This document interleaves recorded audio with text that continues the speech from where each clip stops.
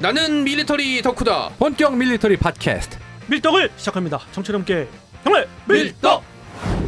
바로 안녕하세요, 박찬준입니다. 안녕하세요, 놀러온 남자 정명섭 정작입니다. 예, 안녕하십니까. 월간 플랫 송편 인사드립니다.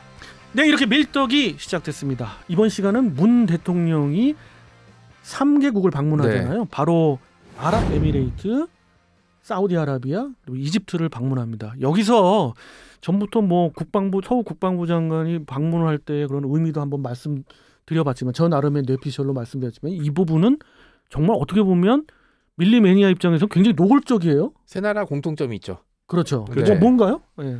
이제 우리나라 무기를 대량으로 사들인다. 네. 그렇죠. 이 3국이 다 이제 그런 입장인 거죠. 특히나 이게 이 나라들은 특히나 대통령 방문이 굉장히 의미가 큰 게 중동 국가들이 방산 계약이라는 게 평상대로 하면은 언제 엎어질지 모를 계약들이 많거든요. 그렇죠. 그렇기 때문에 대통령 정도 되는 사람이 가서 사인을 하면은 최소한 이게 엎어질 걱정은 없는 단계다라는 게 확인이 됐다고 봐야 되거든요. 그렇죠. 이제 실무진에서는 완전히 이제 타결을 본 거고 계약서에 사인만 하면 그렇죠. 되는 거를 이제 모양 좋게 이제 높은 사람이 가야죠. 그렇죠. 이제 그렇죠.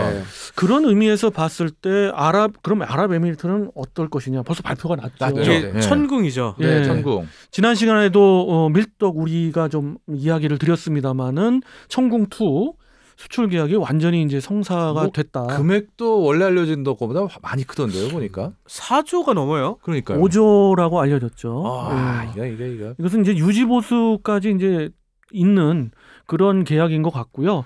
어떻게 보면 전에도 말씀드렸습니다마는 천궁2에서 시작이 돼서 대한민국의 다층 방어망에 앞으로 이제 있을 LSM도 수출 가능성이 대단히 농후하고요. 그렇죠. 그 밑에 적어도 방공무기 체계, 뭐 비호복합이랄지 이런 부분도 당연히 수출에 유리하지 않을까 이런 생각입니다. 사거리가 40km에다가 그 다음에 한 대당 15와. 그거를 그러니까, 대량으로 그냥 구입을 하겠다는 거니까. 예, 뭐 사정거리 예. 이야기합니다만은 이게 또 비닉 무기에 해당됐기 때문에 네네. 사실 우리 언론에서는 패트리어트보다는 좀 낮게 봐야 되는 성향이 있기 때문에 그런 식의 이제 사거리 이야기도 했습니다만 그 미사일의 성능은 더 높습니다. 그러니까 팩3보다 좀 더 우세하다는 말씀이시죠? 팩3의 성능에 근접하다는 얘기죠. 팩3의 성능이지 팩3의 성능의 아래 단계의 성능이 아니다. 뭐 그러니까 동급이다. 그렇죠. 예. 탄도탄 요격용이든 항공기 요격용이든 그렇습니다.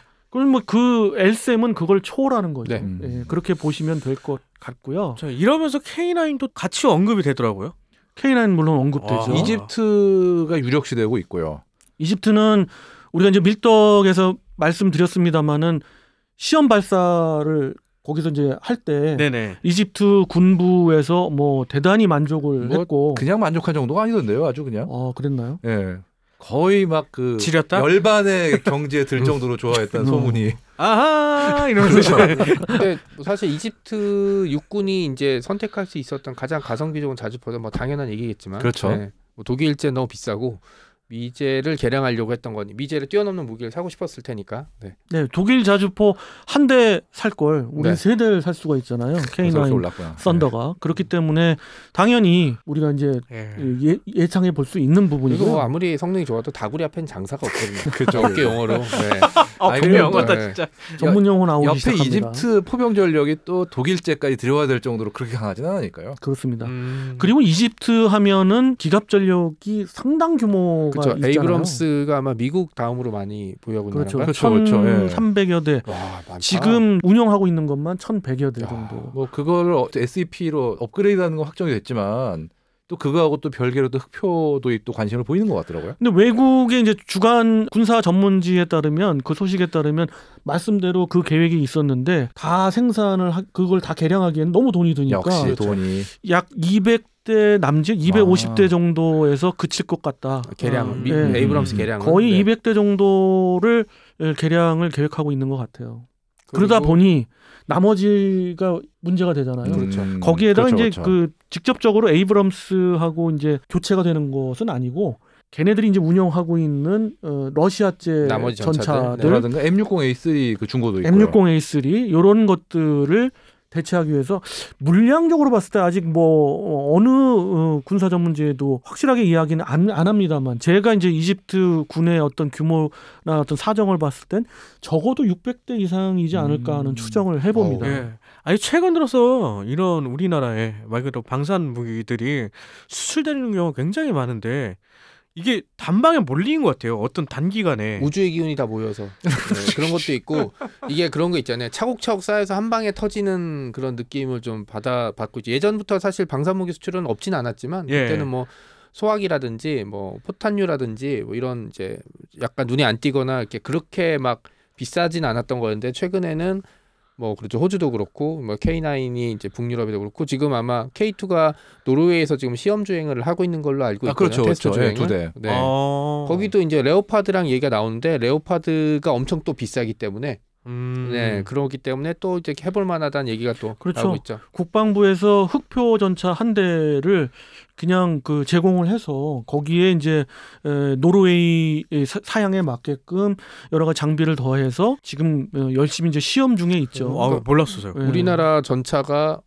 유럽에서 테스트되고 유력한 후보로 올라왔다는 것 자체가 사실은 한 5년 10년 전만 해도 좀 상상하기 어려웠던 문제죠. 그러니까요. 네. 예. 천궁도 그렇고 뭐 K2나 K9도 그렇고 사실은 뭐 쉽게 선택할 살 수 있는 무기들은 아니잖아요. 그쵸. 왜냐하면 그날의 무기 체계에 깊숙이 이식되는 거기 때문에 앞으로 UAE의 이제 대공방어 체계는 우리나라가 덥든 많든 관여를 해야 될 테고 뭐 K9이나 K2를 이집트군이 대량으로 구매한다면 이집트군의 육군 기갑 전력의 상당수는 우리나라가 이제 같이 이제 동행을 해야 되거든요. 근데 네. 여기서 조금 우리가 현실적으로 바라봐야 될 것들 제가 꼭 말씀드리고 싶은 거는 네네. 방산 수출이라는 건 여러 가지가 맞아야 되거든요. 변수가 그렇죠. 네. 그 나라의 정치적인 국제 정치적인 어떤 역학관계 모든 것이 맞아야 돼요.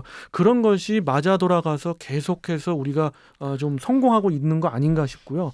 정확하게 국외에서 판단하고 있는 평가가 있지 않습니까? 대한민국 방산 기술 수준 최고 선진국 대비 80%라는 그렇죠. 이야기가 있잖아요. 그거를 좀 어떻게 보면 겸허히 계속해서 받아들이는 그렇죠. 예. 입장에서 출발을 해야 되지 않을까 하는 게 제 사견이고요. 그리고 이제 순방국 중에 하나 또 사우디아라비아인데 여기도 예전에 비호 대공 무기 얘기가 계속 좀 나오고 있었잖아요. 했다가 뭐 취소됐다가 다시 됐다가 했는데 이번에도 그 관련 얘기가 좀 나오겠죠. 그렇습니다. 근데 이제 중동 국가는 특히나 이제 이런 부분에 대해서 이야기 나올 때 밀떡에서 섣불리 소개를 그렇죠. 안 드리는 이유가 사실은 이런 것들이 갑자기 엎어지거나 여러 네. 가지 역학관계에 의해서 그렇게 되는 경우가 있죠. 희망 다만- 고문을 너무 많이 해요. 그렇습니다. 다만 중요한 사실 하나는 사우디아라비아가 대한민국 육군 기갑 전력을 들여오려고 하는 움직임은 분명하고 그것이 모태가 돼서 자기들이 스스로 독자적인. 예, 네. 기갑 전력을 건설하려고 하는 장기 플랜은 갖고 있는 국가입니다. 예. 예.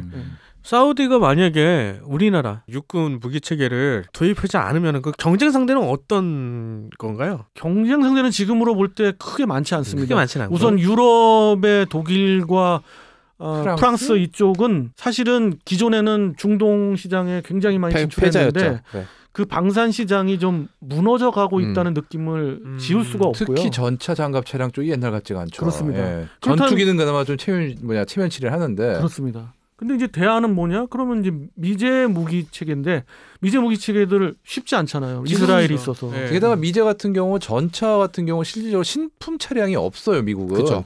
뭐 몇백 단위로 중고를 재생해가지고 개량해서 수출할 수는 있는데 네. 사우디아라비아나 이집트가 원하는 수량만큼 뭐 밀어주면은 미군이 운용할 차량이 부족해질 판이거든요. 지금. 그리고 중동에 수출할 때는 특히나 더 다운그레이드해서 그렇죠. 수출이 될 건 뻔한데 그것을 감수하고라도 대안이 없기 때문에 중동의 서방권과 조금 친밀함이 있는 국가들은 도입을 다 했었는데 그러나 지금 시점에서는 그렇지는 않거든요. 그죠. 그리고 대한민국을 예를 들자면 대한민국의 방산 특히 기갑 전력들은 그런 그 기술 수준은 상당 수준으로 올라왔기 때문에 거의 대안이 될 수가 있는 거죠. 그래서 사우디아라비아를 위시한 중동 국가들이 관심을 갖고 있다. 사실 얘기가 나온 건 이제 비호 이제 복합이라든지 이제 대공무기 체계였는데 왜냐하면 이제 그 송유관이라든지 유전 시설을 이제 방어해야 되니까. 방어해야 되니까 드론 왜냐하면 위협도 있고. 진짜 몇천 불짜리 드론 하나로 몇억 불이 날아갈 수 있고 그러니까요. 피눈물을 흘릴 수 있기 때문에 이동식 대공무기 체계가 반드시 이제 필요해서 그 얘기가 잠깐 나왔었고 그다음 말씀하신 대로 이제 기갑 전력 같은 경우도 뭐 역시 이제 사우디아라비아가 그래도 이제 아라비아 반도의 패자를 이제 자처하고 있기 때문에 어느 정도 전력은 유지해야 되거든요. 특히 이제 이란이 어떻게 나올지 모르기 때문에 저기 사우디 같은 경우도 준비를 해야 되죠. 지금 실제적으로 남쪽에 예멘은 계속 내전 중이라 무기 체계는 반드시 필요하기 때문에 저는 비호 그다음에 K9이나 K2 얘기도 관련 소식이 좀 전해지지 않을까. 어찌됐건 우리나라가 지금 무기 수출에 있어서는 신흥 강국으로 떠오르고 있다. 약간 이런 느낌이네요. 저희 아버지께서 70년대 사우디아라비아에 갔다 오신 적이 있으시거든요. 그때 이제 중동붐이 일어서 사실 우리나라가 반 단계 발전할 때 큰 도움이 됐잖아요. 그렇죠. 이번에도 한번 그렇게 단순히 방산책이 아니라 그렇게 되면은 인적 물적 교류가 어마어마하게 있을 테고요. 그 인적 물적 교류에 있어서 사실 최근 미국이 어떻게 보면 중동을 약간 이제 좀 빠지려고 하는 분위기인데 우리나라가 들어가서 거기에 이제 가려운 부분을 긁어주고 이제 부족한 부분들을 채워준다면 그게 우리나라에게도 좋고 그 나라에게도 좋고 그렇게 되겠죠. 이게 국방력으로 이제 똘똘 함께 뭉치면 또 얼마나 또 끈끈하겠어요. 또 나라 관계가. 그렇습니다. 대한민국이 지금 이런 시점에 오게 된 거는 가장 중요한 거는 자주 국방에 대한 의지가 아니었을까 그렇죠. 그런 생각을 해보고 앞으로 계속 발전하는 우리 방산 업계 또 그런 방산 무기 시장의 어떤 성능 이런 거를 기대하면서 이번 시간은 그렇게 잘 되기를 기대하면서 그렇죠. 한번 맞춰보는 것이 어떨까 싶습니다. 이런 기사들이 나올 때마다 참 자랑스러워요. 그렇죠. 그렇습니다. 우리 ADD 분들 너무 고생 많으셨습니다. 네. 고생 많으셨고요. 또 그걸 운영하고 있는 우리 국군 장병분들 그럼요. 수고 많으시고 또 그런 것이 하나의 밑거름이 돼서 지금의 결과가 착착 쌓이고 있는 것 같아요. 눈에 보이면 국밥이라도 사주고 싶어요. 네. 자, 이렇게 해서 이번 시간 마치도록 하겠습니다. 정치자 함께 경례 밀떡.